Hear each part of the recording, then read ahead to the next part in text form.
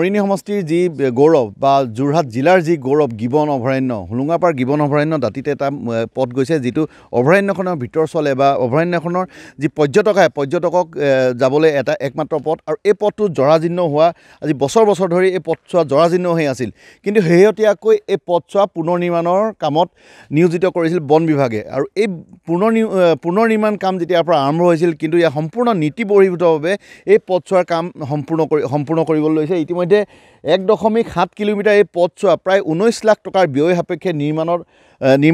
নিৰ্মাণ কৰিছে বন বিভাগে আৰু ইয়াৰ লোক নিৰ্মাণ বিভাগৰ যি অভিযন্তা আছে তেওঁলোকৰ তত্ত্বাৱধানতে এই পথছোৱা নিৰ্মাণ হৈ আছে কিন্তু সম্পূৰ্ণ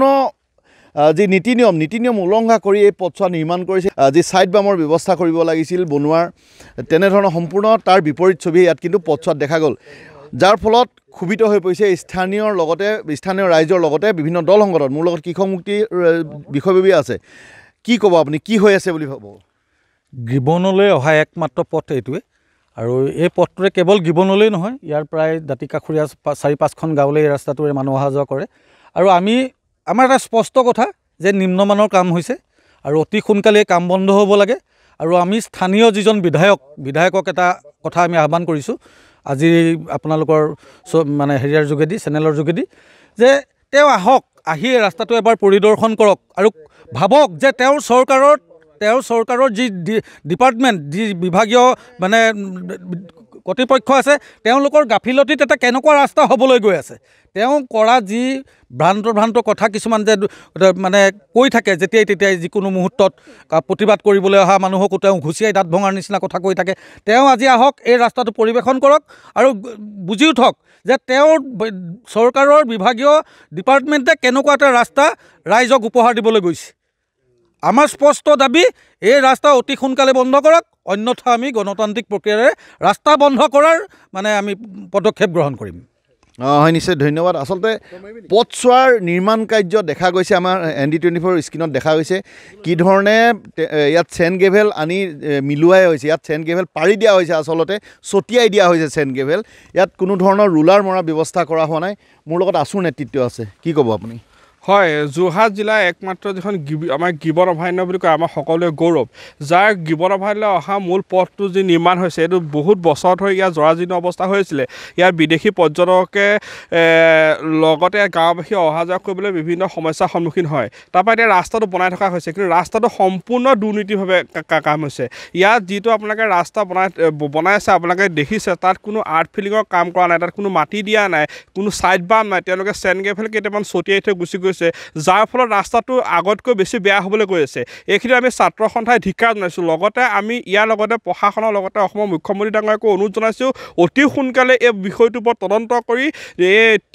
যিজন পকেট গৰম কৰিবলৈ যিজন ঠিকাদাৰে যি ব্যৱস্থা কৰিছে ঠিকাদাৰৰ ওপৰত যদি বিহিত ব্যৱস্থা গ্ৰহণ নকৰে ছাত্ৰ সন্থাই অনাগত সময়ত গণতান্ত্ৰিকভাৱে প্ৰতিবাদৰ কাৰ্যসূচীৰ সন্মুখীন হ'বলৈ চৰকাৰখন কিন্তু ৰখি থাকক হয় নিশ্চয় ধন্যবাদ আচলতে পুনৰ ক'ব লাগিব যে দেশী বিদেশী পৰ্যটকে সময়ত ভিৰ কৰে এই অভয়াৰণ্যখন আৰু এই পথছোৱাৰ দুৰৱস্থাত পৰ্যটকে কৈ যায় যে এনে পথ অসমৰ যিখন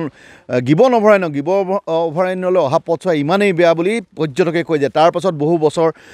স্থানীয় ৰাইজে হওক বা প্ৰকৃতিপ্ৰেমী ৰাইজে হওক তেওঁলোকে অনুনয় বিনুনয় কৰাৰ পাছত কিন্তু এই পথছোৱা পুনৰ নিৰ্মাণৰ কাম হাতত লৈছিল কিন্তু বৰ্তমান এই পথছোৱাৰ যি অৱস্থা যি দুৰৱস্থা তাক দেখিলে কিন্তু চকু কপালত উঠে অভিযোগ উত্থাপন হৈছে ইয়াত লাখ লাখ টকা হৰুকোৱা হৈছে এই পথছোৱা পুনৰ নিৰ্মাণৰ কামত আচ্ছাৰ নেতৃত্ব আছে কি ক'বা হয় এটা স্পষ্ট কথা ইয়াত টকা গৰম কৰিবলৈ দিয়া নহ'ব যি ৰাস্তা বনি আছে এটা সম্পূৰ্ণভাৱে চৰকাৰে যিটো এষ্টিমেট জাৰি কৰিছে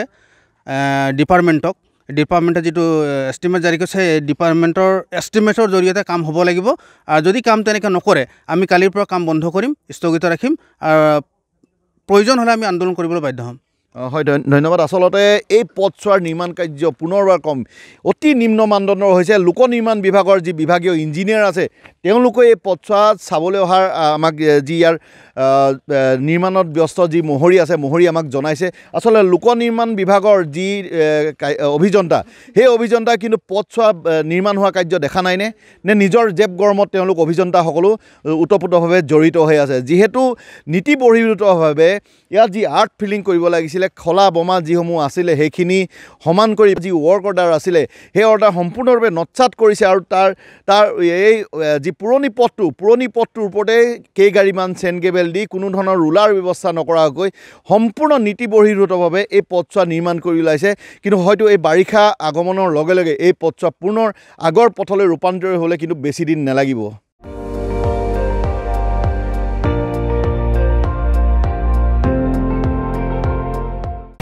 আপুনি চাই আছে ND24